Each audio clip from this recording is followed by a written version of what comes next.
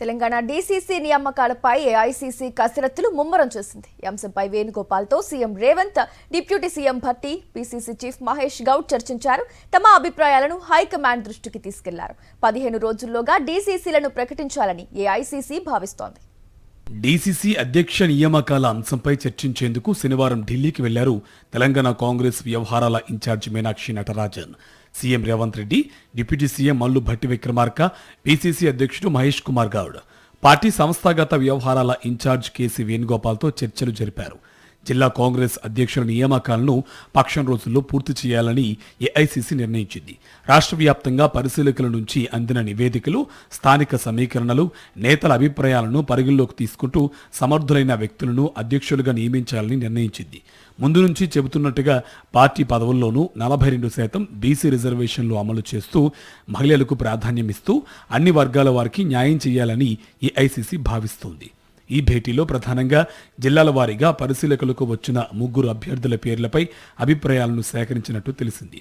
ప్రతి 3 పేర్లలో ఒక ఓసీ, ఒక బీసీ ఉన్నారని చెప్తున్నారు.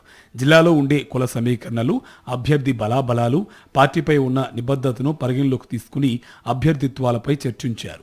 జిల్లాల నుంచి మంత్రులు, ఎమ్మెల్యేల బంధువులు, మిత్రుల పేర్లు రాగా వాటిని పక్కన పెట్టారని, మరికొన్ని జిల్లాల్లో పార్టీ అధికారంలోకి వచ్చాక కొత్తగా చేరిన వారి పేర్లను ప్రత్యేకంగా గుర్తించి జాబితా నుంచి తొలగించారని తెలుస్తోంది. ఇప్పటికే అధ్యక్ష పదవుల్లో ఉన్నవారిని సైతం జాబితాల నుంచి తొలగించి మిగతా పేర్లపైనే ఎక్కువగా చర్చలు జరిగినట్టు తెలిసింది.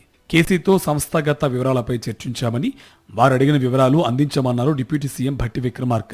సలహాలు, సంప్రదింపులు జరిపామని చెప్పారు. అయితే ఎప్పటిలోగా డీసీసీలను ప్రకటిస్తారన్నది మాత్రం చెప్పలేదు. రాష్ట్ర కాంగ్రెస్ కమిటీకి సంబంధించినంత వరకు ఆర్గనైజేషన్ బలోపేతం చేయడం కోసం కావాల్సినటువంటి సంప్రదింపుల కోసం మా అందరినీ ఇక్కడ పిలవటం జరిగింది.